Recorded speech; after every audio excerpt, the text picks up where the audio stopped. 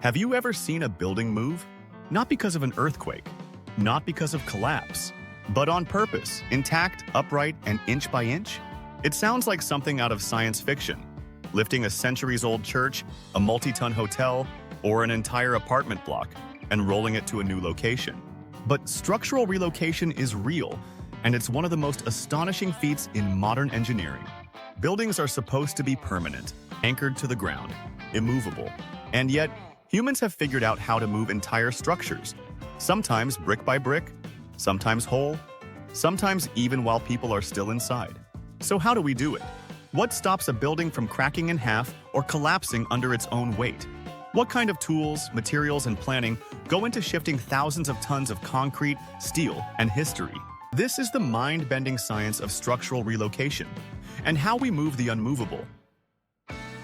First, let's answer a basic question. Why move a building at all?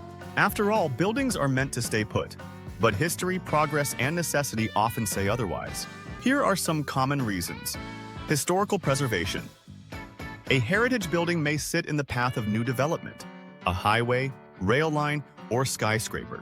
Instead of demolishing it, engineers move it to preserve culture and history. Or urban development. Cities grow, and what was once a rural house is now in the way of a major infrastructure project. Environmental threats. Rising sea levels or erosion may threaten coastal structures. Legal or land disputes. Property boundaries change, or governments reclaim land for public use. Engineering upgrades. Sometimes it's cheaper or more practical to move an old building than rebuild it from scratch.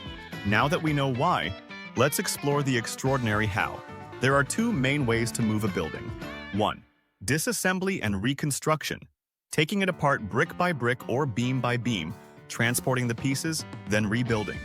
This is common for timber structures or ancient buildings with delicate masonry. 2. Whole structure relocation. Moving the entire building in one piece, often weighing hundreds or thousands of tons. This second method is where the real engineering magic happens, and where we'll focus for most of this video. Before the first beam is lifted, relocation begins with months or even years of planning. Engineers must answer key questions. What is the building made of? Concrete, steel, brick, wood? How much does it weigh? This determines the number and strength of supports needed. What's the center of gravity? Knowing this prevents tipping. Where are the weak points? Old materials can crumble if stressed the wrong way. How far is it going? A few meters? Across a river? Around the world? Laser scans, 3D models, structural analysis, soil testing, and historical studies are all used to plan every centimeter of movement. Part 4. Reinforcement and preparation. Before a building moves, it must be strengthened to survive the journey. Steel beams are inserted to reinforce floors and walls. Support cribs, giant wood or metal stacks, are placed underneath. Sometimes, internal bracing is added to keep ceilings and walls from collapsing inward. Openings like windows and doors are often boarded up, and utilities, gas, water, electric, must be disconnected or rerouted. Once secure, engineers move to the most sensitive step, lifting. Lifting a house or hotel isn't done with cranes. Those would put too much stress on the structure. Instead, we use hydraulic jacks. These are heavy-duty mechanical pistons that slowly raise the building, often just fractions of an inch at a time. Here's how it works. 1. Steel beams are slid underneath the structure, creating a rigid frame. 2. Hydraulic jacks are placed in synchronized groups beneath the beams. 3. A computerized jacking system ensures all jacks lift at the same time and pressure, preventing uneven stress. Once lifted, sometimes by just a meter, the building is placed on a rolling or sliding system for transport. Now that the building is airborne, how do you move it horizontally? There are several options depending on weight, distance, and terrain. 1. Rollers or dollies. Buildings are placed on multi-wheeled platforms called hydraulic dollies. Each dolly can rotate independently and steer with precision. And controlled by computers, they move slowly, sometimes just inches per minute. 2.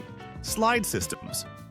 For short distances, buildings are placed on Teflon-coated tracks or steel rails. Using hydraulic pushers, the structure slides smoothly forward. 3. Rail systems. Similar to train tracks, some large moves use custom rail lines. This method is common for moving bridges or modular buildings. Let's look at some incredible real-world building moves. Shanghai's Laguna Primary School, 2020. Engineers walked a 5-story school using 198 robotic legs. It took 18 days to move 62 meters, all to make room for a new commercial complex. And the Cape Hatteras Lighthouse, 1999. This 4,800-ton structure was moved nearly 3,000 feet inland due to coastal erosion, without damaging the masonry or foundation. The Fairmount Hotel in San Antonio, 1985. Moved 6 city blocks, weighing 3.2 million pounds, making it the heaviest building ever moved on wheels at the time. Yay. The Abu Simbel Temples in Egypt, 1960s. When the Aswan Dam threatened to submerge these 3,200-year-old temples, engineers cut them into blocks and reassembled them 65 meters higher. It was considered the most ambitious archaeological engineering project ever. Each project involved custom engineering, custom tools, and nerves of steel. Moving buildings isn't without risk. Cracking and shifting can occur if the structure flexes unevenly. And water damage can weaken old materials. Unexpected soil conditions can derail transport. Wind or seismic activity during a move adds instability. Engineers monitor stress sensors, GPS data, and laser levels in real time.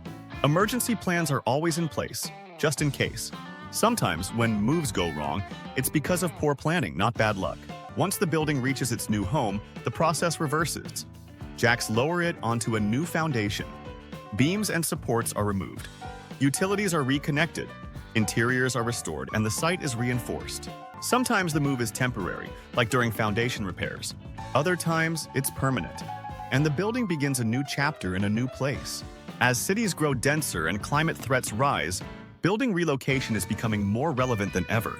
Advances in robotic movers, smart jack systems, stronger, lighter construction materials, modular design are making it easier to preserve, relocate, or repurpose structures instead of tearing them down. There's even a talk of recyclable architecture, where future buildings are designed to be unbolted, moved, and reused like giant Lego pieces. So the next time you walk past a historic building, imagine this. Beneath its floors, a hidden team of engineers once gave it legs. Not metaphorically, literally. They moved a house, a hotel, a whole piece of history. Because in the world of structural engineering, even the immovable can move.